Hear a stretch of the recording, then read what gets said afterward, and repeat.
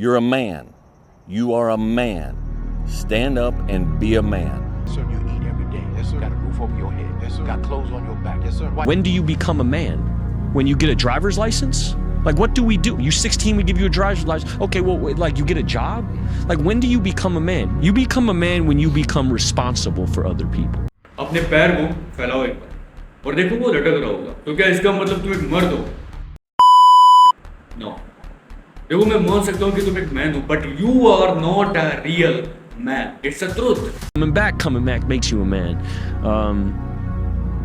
Making $1 million makes you a man, you know, and it doesn't. And you don't know it till you've done all these things and realize, damn, I'm still a little fucking boy. In the age of history, हमेशा ये question सामने उठ के आता है कि भाई what is the mean to be a real man? आखिरकार मतलब क्या है इसका? कि चलो मान लो कि मैं एक मैन बन जाता हूँ तो उसका क्या बेनिफिट है? कैसे बन सकते हैं? इसका मतलब क्या है? To be a real man, to be a real man. देखो, Alexander the Great, नाम तो सुना होगा ना? When he was 30, he can conquer the world. Marcus Aurelius, he was a powerful ruler of a Rome. Spartans, जिन्होंने कहीं ना कहीं अपनी पूरी जिंदगी डिसिप्लिन में बिता दी. He was a man. तो क्या मैन का मतलब है कि सिर्फ वेल्थ और पावर? नो. मैन का मतलब सिर्फ वेल्थ और पावर से नहीं है. मैन का रियल मतलब होता है कि तुम कौन कौन सी वैल्यूज अपनी रियल लाइफ या एवरीडे लाइफ में जी रहे हो. तो आज मैं आपको 5 ऐसे टाइमलेस प्रिंसिपल्स बताने वाला हूँ जो कहीं ना कहीं ग्रेट लीडर्स, ग्रेट महारथी इस हिस्ट्री में छोड़ के गए थे. अगर आप उसे मास्टर कर लेते हैं या फिर अपनी लाइफ में इंप्लीमेंट कर लेते हैं, so you can easily convert into a true man. बढ़ते हैं प्रिंसिपल नंबर 1 की तरफ. Principle number 1, master the art of self discipline, यानी कि अनुशासन. देखो जो अनुशासन है ना, 2 शब्द से मिलकर बना हुआ है. अनु प्लस शासन. अनु का मतलब होता है कि तुम खुद राइट, और शासन का मतलब होता है कि राज करना, यानी कि खुद पर राज करना. अब बहुत से लोगों को सेल्फ डिसिप्लिन का मतलब ही नहीं पता होता है. उन्हें बस इतना पता होता है कि अनुशासन. उनको तो ये पता ही नहीं है कि इसका रियल मीनिंग होता है कि खुद पर राज करना. जब तक तुम खुद पर राज ही नहीं कर पाओगे, जब तक तुम खुद को नहीं कंट्रोल कर पाओगे, तो तुम मैन कहाँ के? हाँ, तुम दूसरों को क्या लीड करोगे? अगर तुम खुद को ही कमांड नहीं दे सकते तो तुम दूसरों को क्या कमांड दोगे?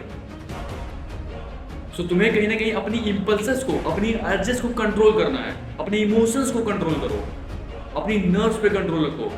कॉन्शियस रहो कि भाई मैं क्या कर रहा हूँ, मैं दिन भर करता क्या हूँ, मैं कौन सी हैबिट्स फॉलो कर रहा हूँ, कि जो मैं कर रहा हूँ वो सही है. हर वक्त कॉन्शियस रहो, वरना लोग तुम्हें गुलाम बना के निकल जाएंगे और तुम अपना सिर्फ पीटते रह जाओगे. That's a truth. अगर तुम कहीं ना कहीं अपनी बाउंड्रीज को नहीं सेट करोगे तो लोग तुम्हारी बाउंड्री सेट कर देंगे. कॉन्शियस रहो चीज़ों के बारे में, अवेयर रहो. और देखो, सेल्फ डिसिप्लिन को बिल्ड करने का सबसे अच्छा तरीका है कि स्टार्ट स्मॉल. मैंने इसका जिक्र अपनी विंटर आर्ट की वीडियो में किया है, तुम वहाँ से जाके देख सकते हो कि तुम्हें बहुत ज़्यादा अपने ऊपर प्रेशर देने की जरूरत नहीं कि भाई मैं ये भी करूँगा, वो भी करूँगा, ये भी कर लेता हूँ, ऐसा करता हूँ यार, आज 10-15 टास्क कर लेता हूँ. कहाँ से करोगे? साले तुम 2 टास्क नहीं कर पाते हो तो 10-15 टास्क करने का सोच रहे हो, कहाँ से करोगे? तुम्हारा माइंड प्रोक्रेस्टिनेट करेगा, एक्सक्यूज बनाएगा, तुम कर ही नहीं पाओगे. That's a truth. तुम सुबह उठो आराम से, 2-3 टास्क दो अपने आप को कि वैसा करता हूँ, रनिंग करके आता हूँ, फिर थोड़ी बहुत पढ़ाई कर लेंगे, मेडिटेशन कर लेंगे, फिर आराम से घूमता हूँ, थोड़ा नेचर के साथ एंगेजनेस करूँगा. That's it. कहाँ का प्रोक्रेस्टिनेशन, कहाँ का एक्सक्यूज? Start small. बट एक बात याद रखना कि सेल्फ डिसिप्लिन का रूल है बेटर फ्रॉम येस्टरडे. मैंने क्या कहा कि तुम्हें आज अपने ऊपर पूरा प्रेशर नहीं डालना है, लेकिन कहीं ना कहीं तुम्हें कल से बेहतर परफॉर्म करना है. ओके, सो सेल्फ डिसिप्लिन की आर्ट को मास्टर कीजिए. आप कहीं ना कहीं एक ट्रू मैन बनने की पहली सीढ़ी को चढ़ चुके होंगे. चलिए बढ़ते हैं प्रिंसिपल नंबर 2 की तरफ. That is pursue a courage over a comfort. देखो, करेज का मतलब होता है कि एबिलिटी, एक ऐसी एबिलिटी कि तुम डिफिकल्ट से डिफिकल्ट टास्क परफॉर्म कर रहे हो over a comfort. For example, Alexander the great नाम आपने सुना होगा. बहुत ज़्यादा इंस्पायरिंग कैरेक्टर है, मुझे बहुत इंस्पायर करता है कि इतना करेज. व्हेन ही वाज 20, जब वो 20 साल के थे, सो उन्होंने बहुत सारी बड़ी बड़ी आर्मीज का सामना किया. पता है, वहाँ पे वो फियरलेस हो जाते थे. उनके अंदर वो करेज था, उनके अंदर वो पोटेंशियल था, उन्हें बिलीव था अपने ऊपर, अपनी आर्मी के ऊपर, अपनी कमांडिंग स्ट्रेटजी के ऊपर. कि भाई मुझे फर्क नहीं पड़ता है कि सामने कितने लोग खड़े हैं, मुझे अपने ऊपर भरोसा है, अपनी आर्मी के ऊपर भरोसा है और अपनी कमांडिंग स्ट्रेटजीज पे भरोसा है, वॉर स्ट्रेटजीज पे भरोसा है कि मैं जीतूंगा and he can go on. He was unstoppable during a fight and he can win every war. It's a game. So देखो एज अ मैन अगर तुम्हारे अंदर करेज नहीं है सो तुम मैन नहीं हो, क्योंकि देखो करेज बहुत ज़्यादा इंपॉर्टेंट वर्ड है मैन से, जो कि कहीं ना कहीं करेज तुम्हारा मैस्कुलिनिटी में भी आता है, बहुत इंपॉर्टेंट पार्ट है ना मैस्कुलिनिटी। अगर तुम्हारे अंदर करेज नहीं है सो तुम रियल मैन हो ही नहीं। It's a truth. So for example अगर मैं तुम्हारा एग्जाम्पल दूं कि तुम्हें कौन सा सबसे डिफिकल्ट टास्क लगता है, फॉर एग्जाम्पल मैं पब्लिक स्पीकिंग ले लेता हूँ। तुम पब्लिक स्पीकिंग से बहुत ज़्यादा डरते हो, सो क्या करो कि गेट को लॉक करो, अपने कैमरा खोलो और स्पीक करना स्टार्ट करो। जब तुम डे बाय डे स्पीक करोगे कैमरा के सामने और उसे कहीं ना कहीं किसी सोशल मीडिया ऐप पर पोस्ट कर दो, मान लो कुछ 100 200 300 लोग तो देखेंगे ही, तो तुम्हारा कॉन्फिडेंस सही होगा, तुम्हारे बोलने का तरीका इंप्रूव होगा day by day. It's a game. Growth क्या एक दिन में नहीं मिल जाती है, इस बात को समझो। अगर तुम फोन के सामने खोल के कैमरा बैठ जाते हो, उसे फ्रेंडली वे में बात करते हो, सो कहीं ना कहीं तुम्हारा कॉन्फिडेंस लेवल हाई हो रहा है और ये यूनिवर्स ना अपॉर्चुनिटी देता है, उस अपॉर्चुनिटी को ग्रैब करो। जब भी मौका मिले पब्लिक स्पीकिंग करने का घुस जाओ भाई, फाड़ दो एकदम। एक बात हमेशा याद रखना कि जिस भी काम को करो ना पूरी जीवन शक्ति डाल दो उसमें, पूरा पोटेंशियल लगा दो साला, वरना उस काम को करो ही मत। That's the truth. सो अपने दिन का सबसे टफेस्ट टास्क सबसे पहले कीजिए। अगर आप उसको कर लेते हैं सो आपका कहीं ना कहीं प्रेशर कम हो जाता है और आप इजीली पूरे दिन के टास्क आराम से कर सकते हैं। सो आपके अंदर वो करेज होना चाहिए। सो करेज को डेवलप करिए over a comfort, over a making excuses, over thinking. चलिए बढ़ते हैं पॉइंट नंबर 3 की तरफ। Principle number 3, always stand for your principles, boundaries, popularity. देखो इसका मतलब है कि हमेशा तुम्हें अपनी प्रिंसिपल्स के लिए, बाउंड्रीज के लिए, पॉपुलरिटी के लिए या फिर अपनी वैल्यू के लिए स्टैंड लेना है। देखो इस वर्ल्ड में हर तरीके के लोग रहते हैं, अच्छे लोग भी रहते हैं, बुरे लोग भी रहते हैं, रेपिस्ट भी रहते हैं, मर्डरिस्ट भी रहते हैं, इवन साइकोपैथ भी रहते हैं। सो तुम्हें इतनी कॉन्शियसनेस होनी चाहिए, अपनी बाउंड्रीज को सेट कर दो कि भाई ये बंदा ऐसा है, मुझे इससे बात नहीं करनी, ऐसा करता हूँ, इस बंदे को अपनी लाइफ में एंटर होने नहीं देना। अनप्रोडक्टिव है यार, क्या करूँगा एंटर करवा के। तुम्हें मालूम होना चाहिए कि तुम्हें किस बंदे को अपनी लाइफ में एंटर करवाना है, किससे बात नहीं करना है, किससे किस तरीके से बात करना है। क्योंकि इस बात को समझो कि मान लो तुम किसी गलत बंदे से ऑफेंड हो गए, गलत बंदे से लड़ गए, so just think about it कि उसकी लाइफ तो खाली है पहले से ही, वो अपनी पूरी जीवन शक्ति लगा देगा तुम्हें रोकने के लिए। That's a game. सो कभी भी गलत बंदे से ऑफेंड मत होइए, कॉन्शियसनेस रखिए कि भाई ये बंदा मेरे लिए सही नहीं है, मैं इसको अपनी लाइफ में एंटर नहीं करवा सकता। अगर तुम हर टाइप के बंदे को अपनी लाइफ में एंटर करवा दोगे तो बर्बाद हो जाओगे, कुछ नहीं उखाड़ पाओगे। That's a real truth.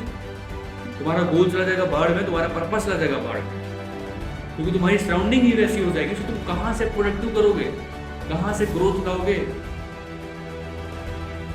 So always be conscious about that fact कि तुम्हें किस बंदे को अपनी लाइफ में एंटर करवाना है, किस बंदे को नहीं करवाना है। अपनी बाउंड्रीज को सेट कर दो कि ये मेरे लिए नहीं सही है, अपने प्रिंसिपल्स के लिए खड़े हो। फॉर एग्जाम्पल मान लो कि मुझसे कोई कहता है कि भाई घूमने चलेगा, सो मैं क्या चाहूँगा, नो, मैं उसे आराम से मना कर दूंगा। ऐसा है कि अभी मेरे पास टाइम नहीं है, अभी मैं अपने ऊपर वर्क करना चाहता हूँ, मुझे वीडियो रिकॉर्ड करना है, आराम से मना कर दूँ। अगर तुम बहुत एग्रेसिव वे में, बहुत एंग्री वे में उससे बोलते हो कि भाई नहीं जाना, ये है वो है, ऑफेंड हो जाए, अपने डिफरेंस को इंक्रीज कर लेगा तुम्हारे टूवर्ड्स और तुम्हारा काम फिर नहीं बन पाएगा। बिकॉज इस बात को समझो कि अगर तुम पावर के गेम को लीड करना चाहते हो तो तुम लोगों के ही बीच ही तो लीड करोगे, जानवरों के बीच तो नहीं लीड करोगे। सो किसी को ऑफेंड मत होने दो, सबको साथ लेके चलो, आराम से मना कर दो उससे कि भाई ऐसा है, अभी मैं अपने ऊपर काम कर रहा हूँ, अभी थोड़ा बिजी हूँ, नहीं जा सकता हूँ, ऐसा करो, तुम चले जाओ। आराम से मना करोगे वो चला जाएगा। That's it. चलिए बढ़ते हैं प्रिंसिपल नंबर 4 की तरफ। Build a legacy through your action. मैं हर वीडियो में अपने बोलता हूँ कि अपने एक्शन से प्रूव करो, ना कि अपनी नेगोशिएशन से। देखो ये काफ़ी ज़्यादा ट्रूथ है कि लोग तुम्हारा मजा लेंगे जब भी तुम कुछ डिफरेंट करने का ट्राई करोगे, जब भी तुम कुछ अलग करोगे या फिर ग्रो कर रहे होगे, लोग भर भर के कमेंट पास करेंगे, भर भर के आर्गुमेंट तुम्हारे ऊपर थोपेंगे कि भाई तो ये है वो है, ये है वो। Ignore them, just ignore them. Ignorance सबसे बड़ी पावर है, फट जाती है उनकी। वो तुम्हारा मजा ले रहे हो, तुम शांति से करो, बस उनको इग्नोर करे जा रहे हो। भाई वो सोचेंगे अरे यार ये क्यों बोल क्यों नहीं रहा, भाई मैं इसको क्या क्या बोल रहा हूँ, ये बोल क्यों नहीं रहा है कुछ। उनकी फट जाती है अंदर से जब वो इग्नोरेंस को फेस करते हैं। It's a rule. सो हमेशा अपने एक्शन से प्रूव करो। कोई तुम्हें कुछ बोल रहा है, जस्ट इग्नोर देम, टाइम का वेट करो, एट दैट टाइम तुम अपने ऊपर वर्क करो। Just believe in your self कि मैं अपने ऊपर भरोसा रखता हूँ, मैं अपने एक्शन से प्रूव करूंगा कि मैं क्या हूँ, मेरे अंदर कितना पोटेंशियल है, मैं क्या कर सकता हूँ। अपने एक्शन से प्रूव कीजिए, ना कि अपनी नेगोशिएशन से।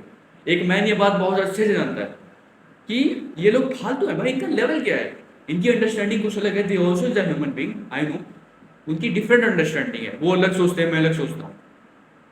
वो जो बोल रहे हैं बोलने दो, मुझे क्या फर्क पड़ता है। मेरा काम क्या है, what's my duty, work on my purpose. अपने पर्पस को चेस करो, अपने गोल की तरफ भागो एकदम पागलों की तरफ, अपने टास्क को चेस करो, और कुछ नहीं। जो बोल रहा है बोलने दो, जस्ट फोकस ऑन योरसेल्फ। जब तुम्हारा एक्शन बोलेगा, देख। चलिए बढ़ते हैं लास्ट प्रिंसिपल की तरफ, and one of the most important principle number 5, lead with responsibility not with ego. यानी कि अपने लाइफ के ओनरशिप बनो, ओनर बनो अपनी लाइफ के। जब तुम अपनी खुद की रिस्पॉन्सिबिलिटीज अपने शोल्डर पे लोगे ना, तब तुम्हारी आंखें खुलेगी। तब कहीं ना कहीं तुम जब प्रॉब्लम को फेस करोगे, सिचुएशन को समझोगे, तब तुम्हें समझ में आएगा कि what is a real life. तब तुम अनस्टॉपेबल बन चुके, एकदम पागलों की तरह काम करोगे। That's a truth. जब तुम कहीं ना कहीं अपनी फैमिलीज, अपनी गर्लफ्रेंड, ये सबकी रिस्पॉन्सिबिलिटीज अपने ऊपर लेके चलोगे, you are a real man, क्योंकि तुम सबकी रिस्पॉन्सिबिलिटीज फुलफिल कर रहे हो। और देखो यहाँ पे ईगो मत लो, ईगो अपनी जगह पे सही है। देखो मेरे कहने का मतलब ये है ना कि इस पॉइंट से कि ईगो हटा दो, हटाओ मत, ईगो रखो, but in a balance manner. When it's comes to family, ego is important. जब बात आती है मनी पे, पैसों पे, चैलेंजेस पे, ईगो सही है, but always simple. Ego in a positive manner, not in a bad manner. देखो जैसे कि तुम्हें पता है कि ईगो एक एनर्जी है, सो उसे राइट डायरेक्शन में लगाओ। जब राइट डायरेक्शन में पुट करोगे, तुम्हारी ग्रोथ और भी ज़्यादा तेज होगी। सो ऑलवेज सिंपल, अपनी खुद की रिस्पॉन्सिबिलिटीज अपने शोल्डर्स पे लो और ग्रोथ करना स्टार्ट करो। So be conscious and be aware about it fact.